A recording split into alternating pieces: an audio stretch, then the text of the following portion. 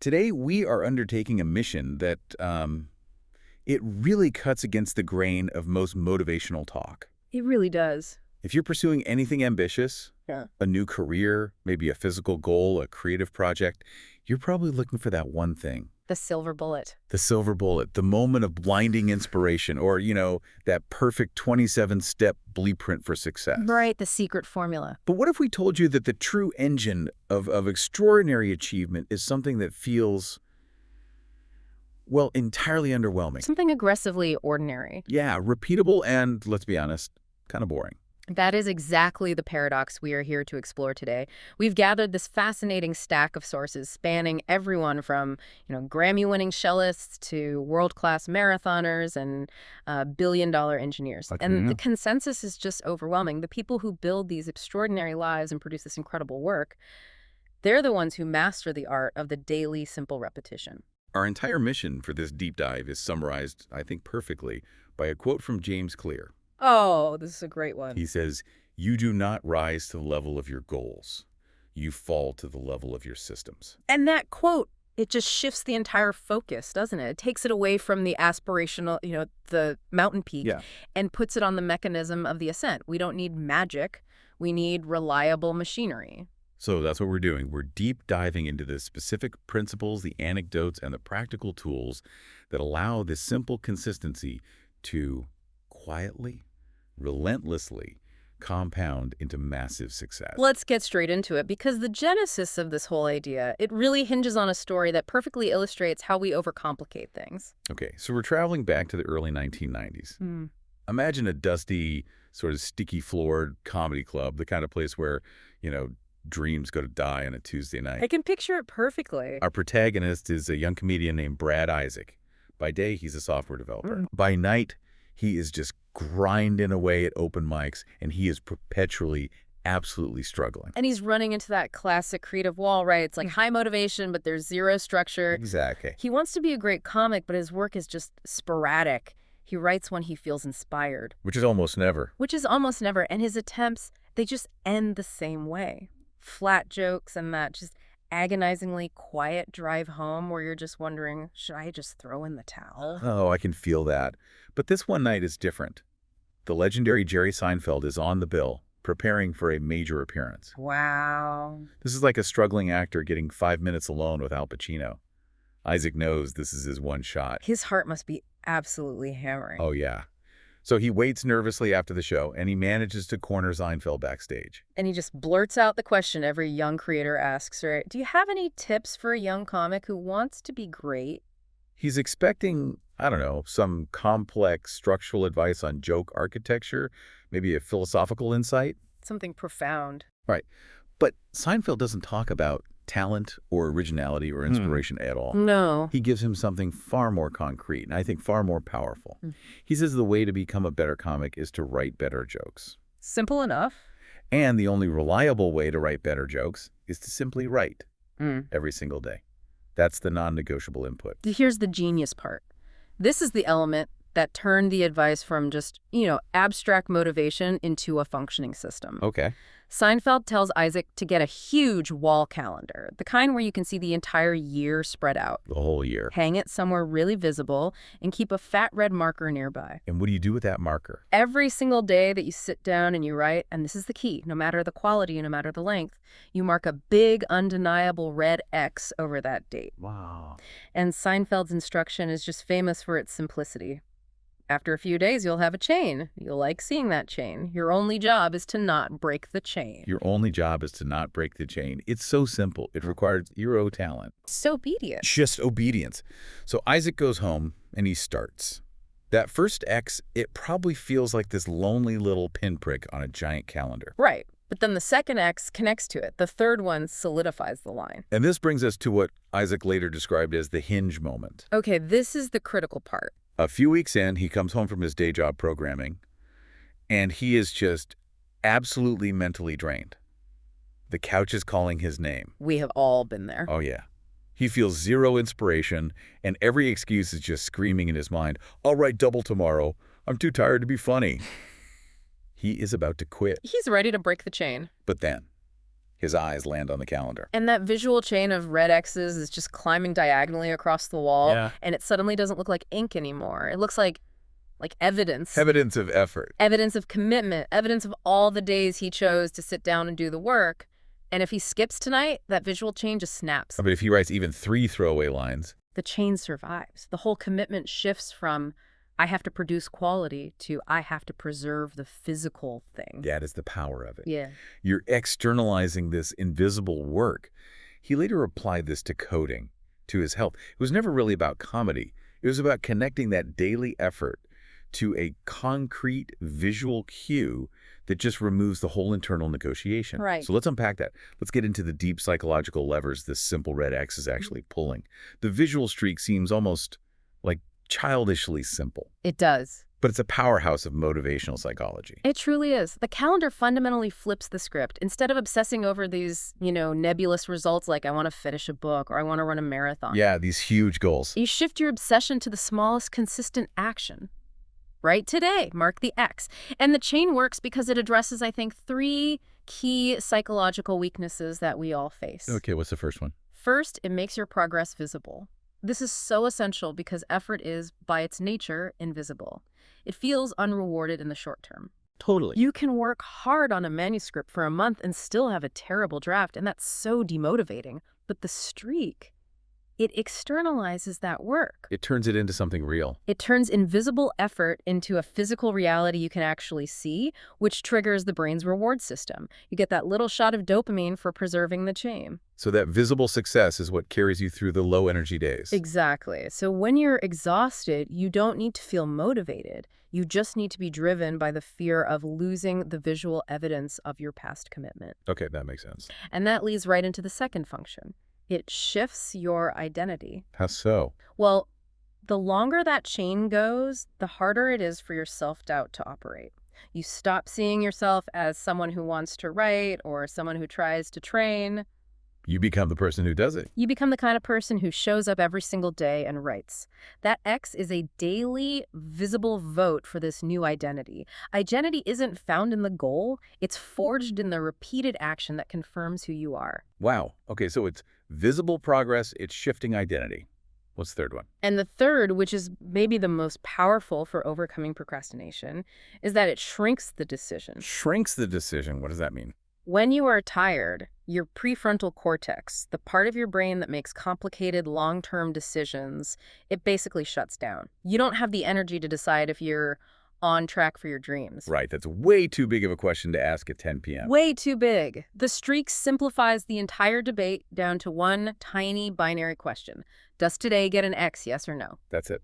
You remove the need for heroism, and you just swap it for a simple compliance check against a minimum viable effort. So we're intentionally treating these ambitious, growth-oriented tasks like we treat, well, like brushing our teeth. Exactly. It's unglamorous, it's daily, and the real benefit isn't found in any single session. It's in the cumulative stacking of all these small, correct actions. It becomes routine, not a special event. Now, we often assume that consistency is really just for beginners, people trying to build a new habit. Right, like it's a starter tool. But let's look at the elite level, where consistency is the non-negotiable cost of just staying elite. And for that, we have the phenomenal example of cellist Yo-Yo Ma. Yo-Yo Ma is, by any measure, at the absolute pinnacle of his art. Yet, the sources tell us he still maintains this relentless practice schedule. It's incredible. It's estimated he has spent at least 50,000 hours playing just the Bach cello suites. 50,000 hours Yeah. on just one body of work. The question that immediately comes to mind is, when you reach that level of mastery, doesn't the practice just become rote?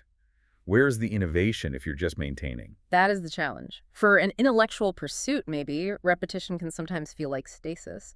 But for a physical, motor skill-intensive craft, like playing a string instrument, consistency is not a luxury. It's existence. It's existence.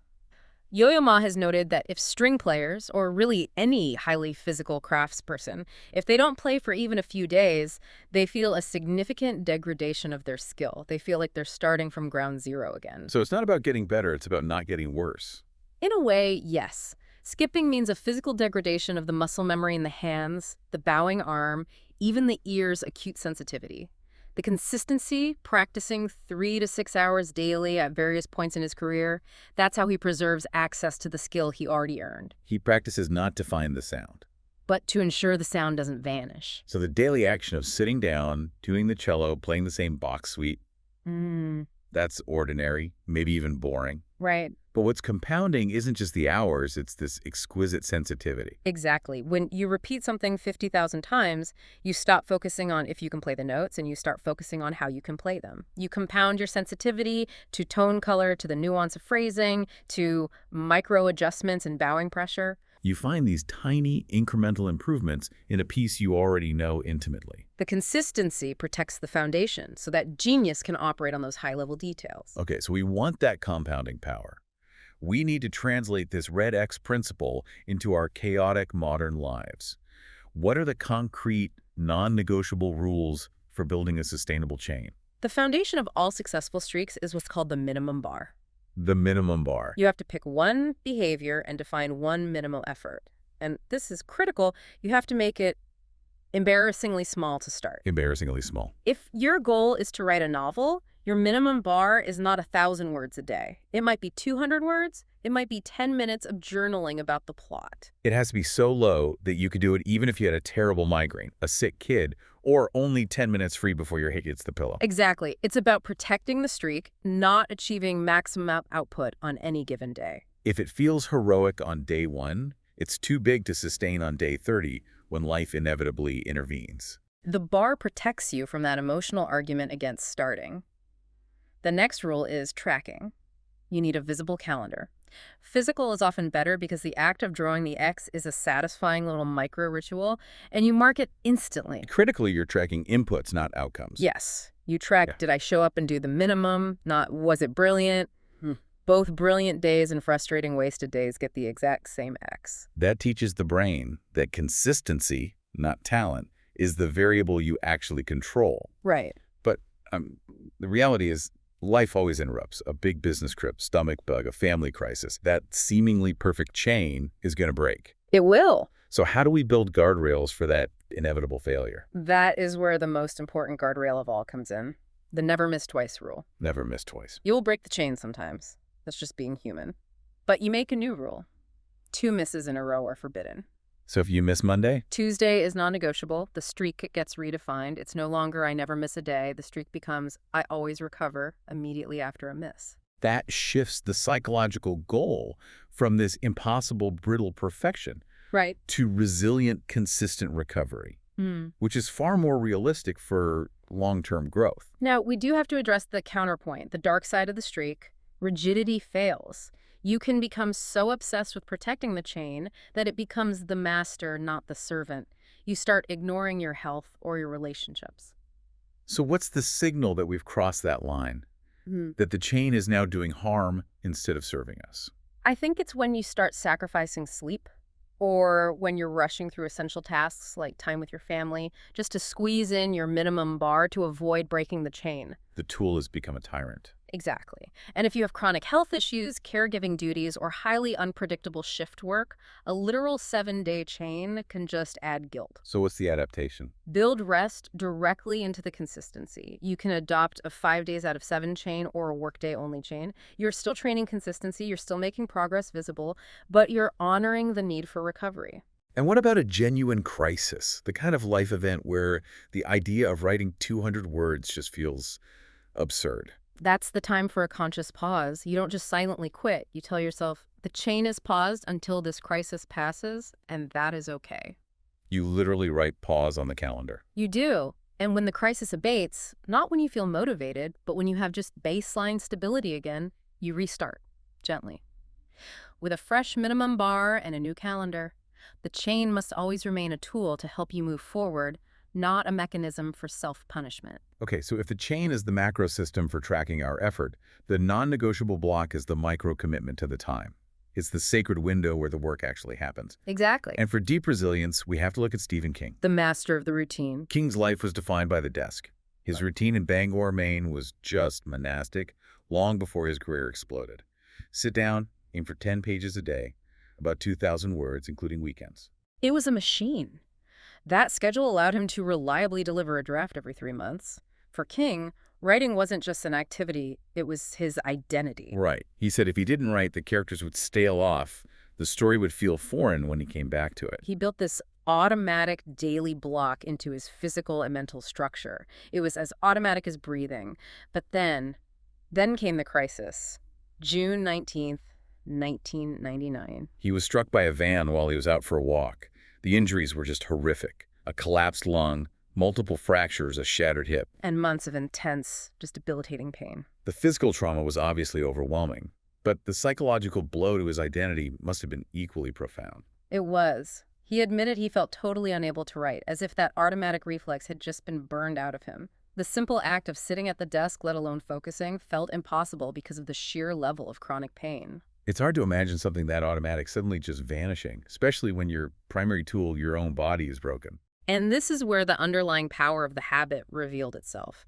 When he was finally able to sit up for longer periods, he chose to go back to the desk. Even in pain. He described the process as just enduring intense pain, arranging all these pillows and materials, and trying to write at a greatly reduced capacity.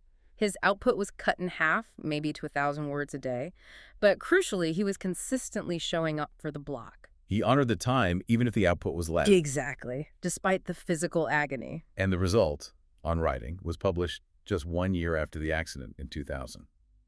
It's this testament to the fact that the habit he built long before the crash that became the only bridge capable of carrying him over the crisis. King's story, it delivers the principle perfectly. Your growth accelerates exponentially when you reserve one non-negotiable block each day for the thing that matters most. It's so simple, but so hard. We need to acknowledge the default human condition, right? We tend to give our best hours, our highest mental energy to external obligations, emails, meetings, urgent demands. And then we try to squeeze our real, complex work, the work that requires focus, into the little leftover cracks of the day. When we're already tired and distracted, we're always waiting for that magical time when things calm down. A time that is purely mythical. It never arrives. Never. The daily block inverts this hierarchy. You commit in advance to the what deep work, practice, pages, the when an anchored time slot, and the how long. And you protect it fiercely, like an appointment with a client you cannot reschedule. You commit to arrival almost every day, adjusting the intensity if you need to, but never adjusting the commitment to simply be present. And similar to the chain, the magic is in that identity shift.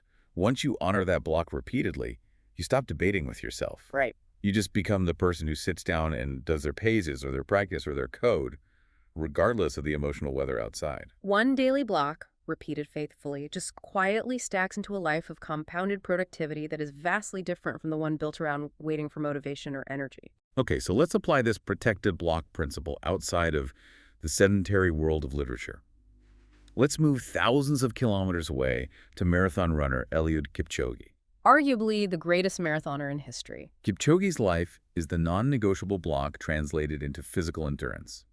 He trains at the simple, high-altitude camp near Kaptagat, Kenya. And his routine is a deliberate removal of complexity. He shares rooms, he does communal chores, and his life from Monday to Saturday is almost entirely devoted to this sequence of running and recovery. His weekly volume is staggering, averaging 120 miles or 200 kilometers per week. And that's the result of relentless, specific training blocks. We see the spectacular outcome, the Olympic medals, the sub-2-hour marathon, but his daily life is pure, almost boring repetition. Right. It's early morning runs, easy runs, strength work, these long runs every other week, rest, repeat. His training is a lesson in consistency and discipline. And just like King keeping track of his pages, Kipchoge and his teammates, they meticulously record each long run in a notebook. So that written record is a form of honoring the block.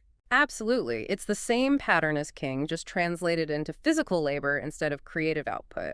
Both men leverage a fixed routine to achieve this almost unlimited potential. Kipchoge's mantra is, "No human is limited." Yes. But his path to that is grounded in very limited, repeated choices. Wake up, honor the training block, rest, and do it again. That commitment to showing up for that defined block of effort, honored almost every single day and stacked over years, that's what creates the foundation for world records. Okay, so for the listener who's managing a job, a family, and 1,000 interruptions, how do we establish a King or Kipchoge level of commitment to a block? First, you have to name and anchor the block. Give it a name that signifies its importance. The quiet hour, the focus block. Give it a real identity. Exactly. Then anchor it to a stable cue in your life. The best anchors are those that happen regardless of your schedule, right after breakfast, immediately after your first meeting, or during your fixed lunch break. Stability of time or sequence is paramount. Okay, name it and anchor it. What's next? Second, define the input and make it scalable. Define the input clearly. 30 minutes of scales, 45 minutes of focused reading, 1,000 words. But here we go back to King's injury. The block has to be scalable, not brittle. So on tough days, the block still happens. It still happens, even if the intensity drops to an embarrassing minimum 10 minutes of journaling instead of 45. The goal is to protect the habit of arrival. That's a crucial distinction. We are protecting the time slot, not demanding peak performance every single day. Yes. And third, cue tomorrow's start. This is a massive cognitive hack. What do you mean? At the end of your block, jot down a quick note, the next line of code you'll tackle, the next sentence you'll finish, the specific drill you'll start with. I've heard that many writers stop mid-sentence. They do, and why? Because you remove the decision fatigue for the next session. You start in motion, not at a standstill. Now, what about the constraints? Because if I have shift work or I'm primarily responsible for caregiving, that fixed 9 a.m. block is a total fantasy. So if you can't fix the time, you fix the sequence. For example, after the children are asleep, or after my first delivery route can be a really powerful anchor. It's an effective time slot, even if the clock time varies wildly day to day. It is. And we have to stress the ethical guardrail again. The sustainable block must support your life, not quietly undermine it. Right. If your sacred hour is consistently stealing necessary sleep, if you're getting up at 4 a.m. but only functioning on 4 hours of rest, you're just borrowing energy from the next day. And that leads to burnout. The block should be carved out of discretionary time, not essential recovery time. Okay, so we've established the macro tracking system, the chain, and the time commitment, the block. Now we need the ultra-kiny mechanism that launches us into that block, the starter ritual. Yes. And the classic perfect analogy for this comes from the choreographer Twyla Tharp. Twyla Tharp, one of the most celebrated choreographers of her generation, documented her creative process, and she describes this moment we can all relate to. It's 5:30 a.m. in the dark, cold winter of Manhattan. She's sore, the bed is warm, and the thought of intense physical training at the pumping iron gym is entirely unappealing. Every justification to stay under the covers is available. No one is calling her out. Her artistic success does not depend on this one workout. But she rolls out of bed anyway. She pulls on her workout gear and steps out onto the cold street to hail a taxi. And as she recounts in her book, The Creative Habit, the ritual is not the workout. It's not the stretches, not the warm-up. The ritual is the cab. The single decision to hail the cab. The precise moment she says the address, Pumping Iron Gym, the debate is over. The commitment is now physical, economic, logistical. The hard part is gone. The hard part, the decision to go, is done. The rest of the workout just unfolds automatically because all the mental friction was spent on that small initial ritual. She's literally outsourced the decision to the yellow cab. That is a brilliant way to define the actual point of maximum friction. Right. We often assume the hard part is the 45-minute effort. Wait. But the hard part is overcoming the decision fatigue just to start the 45-minute effort. That's exactly the principle. Growth begins with a small, repeatable starter ritual that makes the big act almost automatic. We have to move the battle line earlier, before the complex commitment, and define a doorway that we can walk through even when willpower is totally absent. So what makes a good ritual? A good ritual possesses 4 characteristics. First, it is small, ridiculously doable even when you're half asleep. Second, it is concrete. Sit at the desk and open the laptop, not find my inspiration. Okay. Third, it is binary. You either did it or you didn't. You got in the cab or you didn't. No need for quality judgment. And fourth. It points in one direction. Once the ritual is done, the next step in the main habit is obvious. So the goal is to create this almost reflexive action that just bypasses the rational, excuse-making part of the brain. The growth habit relies on a pre-decided ritual that just drags you into motion. Twyla Tharp used the cab to solve this momentary motivation gap. But now, let's look at Haruki Murakami, the novelist. He uses ritual to achieve this kind of hypnotic, deep state of mind over months and years. Murakami's routine is famous, or maybe infamous, for its mechanical rigidity. When he is writing a novel, the schedule is just extreme. Right. He wakes up at 4 a.m. Writes for 5 to 6 hours, then runs 10 kilometers or swims 1,500 meters, and goes to bed promptly at 9 p.m. 4 a.m., 10K run, 9 p.m. bedtime. I mean, that sounds less like a creative routine and more like a schedule for monastic endurance. It does. Was that actually necessary for the rest of us? It's not universally necessary, no, but it illustrates the principle taken to its extreme logical conclusion. Murakami says the goal isn't just productivity, it's the creation of a kind of mesmerism through repetition. Mesmerism. He believes that the sheer, consistent physical effort and the strict schedule help him reach a deeper state of mind that's necessary for his unique, often surreal literary work. The pattern removes choice from the equation entirely. Right. For Tharpe, the hinge was the cab. For Murakami, the hinge is the alarm clock and the immediate act of physically getting out of bed to start that writing block. The core idea is the same. The stability of the routine ensures the stability of the creative output. And the extraordinary work emerges from the aggressive predictability of that routine. Okay, so we don't need a 4 a.m. alarm, but we do need our own cab. What are the best tools for engineering this transition moment? You start by defining the cab. What is the one tiny repeatable action that precedes your main work? Put on your specific work shoes. Place your notebook on your lap. Open your code repository. It must be so simple you can do it even when you're in a bad mood and feel zero desire to do the work. And then you enforce attachment. Yes, using an if-then statement, sometimes called habit stacking. After I make my espresso and sit at my desk, I open my writing document. That links the new habit to an existing unskippable cue-making coffee without requiring any negotiation. You can also leverage environmental cues. Absolutely. Tharpe used the address of the gym. You can use a specific playlist that only plays during your deep work block, or a dedicated work chair that signals to your brain, this is where focused effort happens. I often find myself falling into the trap where the ritual itself becomes procrastination. Yeah. You know, the 20-minute tea ceremony, the perfect setup. The flawless desk cleaning? Yes. Suddenly the prep is the avoidance. That is the critical constraint. Rituals fail if they become too elaborate or too precious.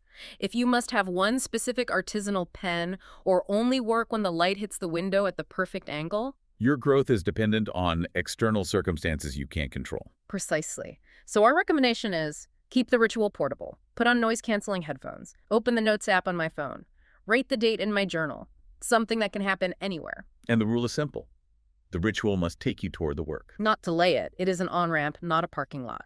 Okay, so we've established the psychological frameworks, the streak, the block, the ritual that pull us toward the work. Now let's pivot to the three distinct ways this core principle of consistency manifests in high-level application. Compounding knowledge, mastering skill, and relentlessly iterating. Let's start with turning every page, compounding knowledge. Our source here comes from the world of extreme finance, Warren Buffett. Buffett treats reading not as a leisure activity, but as his primary job. The story is famous. Around the year 2000, he was advising a student at Columbia Business School, a guy named Todd Combs, who later became a key investment manager for him. And Buffett was sitting amidst this truly massive stack of reports and manuals and papers. The student asked the obvious question: how do you prepare for a successful investment career? And Buffett doesn't talk about quarterly reports or market timing. He just reaches toward this towering stack and says, with that characteristic simplicity. Read 500 pages like this every day. That's how knowledge works. It builds up like compound interest. All of you can do it, but I guarantee not many of you will do it. 500 pages of highly detailed, often dense material. That sounds like a massive, prohibitive goal. It does, but the context is that Buffett structures his entire life around this input. He spends 5 to 6 hours a day, every day, just reading and thinking. So the principle isn't the number 500. No, it's treating learning as a scheduled, high-volume, activity-like weight training for the mind. He focuses on deep, primary sources. Most of us treat knowledge acquisition as entertainment grazing headlines, passively listening to short summaries. He treats it like infrastructure development. Exactly. The compounded result is that over decades, he has built the most extensive and accurate library of mental models in his field. When a new situation arises, he instantly recognizes the patterns because he's internalized thousands of historical and financial precedents. His extraordinary decision-making is simply the result of extraordinary, consistent input. Now let's compare that intellectual compounding with a completely different domain. the physical craft of sushi master Jiro Ono. The work seems worlds apart. But the consistent principle is identical. It is. Jiro Ono, working at his restaurant in Tokyo, has followed almost the exact same daily pattern for decades. Arrive early, inspect the rice, examine the fish, prepare piece after piece of sushi. From the outside, that looks repetitive to the point of monotony. Just making sushi. But for Jiro, that relentless repetition is the only way to generate tiny, cumulative insights. He uses the stability of the routine to notice something new every single day. A minute difference in the texture of tuna. The subtle impact of humidity on the rice, the exact timing necessary for a customer's optimal bite. His decades of consistent action allow his skill and understanding to quietly compound physically. So both Buffett and Jiro are relying on the same foundational daily work repeated thousands of times to let expertise accumulate. Whether that expertise resides in the brain or in the hands. So if we want to build our own knowledge lattice, what's the actionable tip based on their discipline? Choose a knowledge lane where compounding understanding will benefit you. Investing, health, history, whatever your field is. Set a daily block, even 20-45 minutes, for focused, long-form reading. Preferably primary sources. Preferably. And here is the retention key. Capture one major takeaway per day. Write it down. Today I learned X about Y. This forces you to synthesize, and it builds the connective tissue necessary to hold the knowledge together over time. Okay, next let's look at skill mastery, where consistency isn't about moving on from the basics, but going deeper into them. And we have to return to the foundational sports story of John Wooden. Oh, this is the classic, vital anecdote. At the first practice of every season at UCLA, Wooden is coaching a team of elite players, future Hall of Famers, Olympic medalists. And they come in expecting advanced strategies. And he doesn't talk about plays. He asks them to take off their shoes and socks. The famous sock demonstration. It sounds absurd for elite athletes. It is entirely deliberate. He showed them exactly how to put on their socks and shoes properly, smoothing out every single wrinkle, ensuring the laces were snug but not tight. He devoted 10 minutes to this. And why? Because a tiny wrinkle becomes a blister, and a blister can sideline a star player, ruining an entire season. Wooden's philosophy was built on this rock-solid premise that big outcomes are built on ordinary fundamentals done correctly, repeatedly, stubbornly. Players who master the small correct things, correct footwork, correct grip, correct posture, they earn the right to execute big plays under pressure. Exactly. The impatience to move on to the flashy, advanced techniques is what kills consistency and resilience. So growth isn't moving past the basics, it's going deeper into them. It's making them so automatic that they don't require cognitive energy during a crisis. Right, and this philosophy found its modern champion in NBA legend Tim Duncan of the San Antonio Spurs. The big fundamental. Appropriately nicknamed. In a league that prizes highlights and flash, Duncan built a Hall of Fame career and anchored 5 championships by relentlessly executing simple, correct, effective moves. The bank shot, perfect defensive positioning, disciplined footwork. He was often described as boring, but his consistency was just suffocating to opponents. He embraced repetition while his peers were chasing signature moves. And he set the tone for that entire team culture for 2 decades. It's proof that simple fundamentals, repeated and refined over a long career, quietly turn into enduring greatness. So how do we apply this boring brilliance to our own craft? First, you have to identify your 3 to 5 true fundamentals for your craft or profession. What are the bedrock skills that if you neglect them, everything else just falls apart? Okay. Then, start every single practice or work block with the same 5 to 10-minute routine focused only on those basics. And here's the crucial refinement for advanced learners. Use boredom as a cue to refine. What do you mean by that? When the basics feel dull, that's when you should ask yourself, can I do this more precisely? Can I do it faster? Can I do it under some kind of artificial pressure? That's how you go deeper into the basics instead of abandoning them prematurely. Okay, our final principle addresses creative output and problem solving. And it hinges on the idea that consistency requires a relentless, repetitive relationship with failure. The iconic case here is James Dyson and his vacuum cleaner. Right. Dyson was frustrated by the inefficiency of existing vacuum technology. He spent years in his makeshift workshop, obsessed with adapting industrial cyclonic technology for the home. And his daily rhythm became this scientific commitment. Build a prototype, test it under specific conditions, observe the failure, change one variable, and repeat. This was not a short project. He went through an astonishing 5,127 prototypes over roughly 5 years 5,127? before the dual cyclone design finally delivered the necessary consistent suction. And the key is that his entire identity became built around the process, not the outcome. He was tracking attempts, not just wins. He talked about the necessity of enjoying failure and learning from it. So the 5,127 failures were not setbacks. They were 5,126 pieces of essential, hard-won information that enabled the 5,127th attempt to finally succeed. Consistency in this context is simply the commitment to run the next experiment. And that rhythm, build, test, learn, repeat is just as applicable to creative and digital output, not just hardware. I mean, think of writers like Seth Godin. Godin's commitment is legendary. He has been shipping a blog post, his smallest shippable unit, nearly every single day for around 2 decades. And the importance of this shipping small habit is that it trains creative courage and overcomes the perfectionist's block. If you ship daily, you can't afford to wait for inspiration or for perfection. Right. The consistency forces you to face feedback, to confront the deadline, and to realize that good enough today is infinitely more valuable than flawless never. And we see this in visual arts too. Casey Neistat uploaded hundreds of dailies logs for 2 years. Right, using that constraint of a tight 24-hour turnaround to force himself to improve in storytelling and editing. It's the same engine. And this principle even applies to the most rarefied domain of hot cuisine. Ferran Adrià's El Bulli.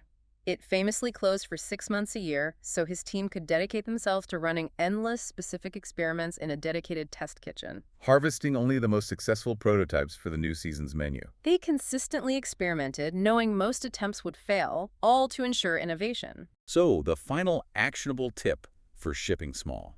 Define your smallest shippable unit. A paragraph, a code snippet, one personalized cold email. Commit to putting that unit into the world regularly. And, critically, pre-decide a failure quota. Yes. Decide, I will run 50 experiments before I judge this idea. That shifts your focus away from the success of attempt number 1 to the cumulative learning gained across the entire project. Okay, this collection of high achievers is just incredibly powerful. We've seen these core principles: protecting the streak, honoring the non-negotiable block, the starter ritual, compounding knowledge, practicing fundamentals, and relentless experimentation. And the single unwavering thread connecting Seinfeld, King, Tharp, Buffett, Wooden, and Dyson. It's the stable, repeated physical action or mental input. They all instinctively understood that you have to remove novelty and complexity from the setting The same desk, the same gym, the same 500 pages, the same basic. to free up the mind for deep, complex growth and original thought. And there is no better, more beautiful synthesis for this entire concept than Charles Darwin and his sandwalk. The Sandwalk. Darwin's daily routine at his home, Downhouse, included a non-negotiable walk along this short, plain gravel loop. It was known as the Sandwalk, Only about a mile long. bounded by trees. He would walk the same path, sometimes throwing the same stones from one pile to another just to count his laps. The path never changed. Same trees, same curves, same physical rhythm. But Darwin used that monotony as a kind of scaffolding for his mind. By removing novelty from his physical environment, he freed his attention to wrestle with the most complicated, earth-shattering questions of his time.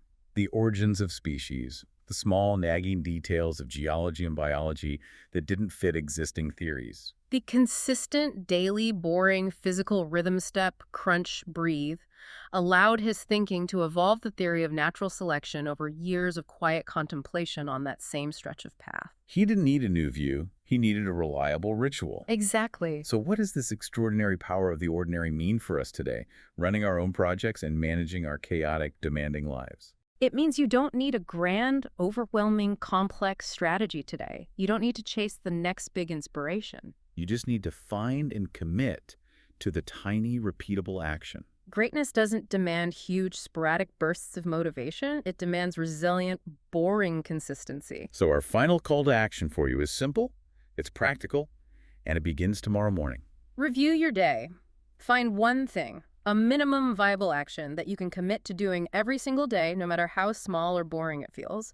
Define your minimum bar, define your cab, and decide where you will mark your first red X. That is the first essential step onto your own path of compounded growth. That's it. Master the small, simple things so completely that the big things have no choice but to follow.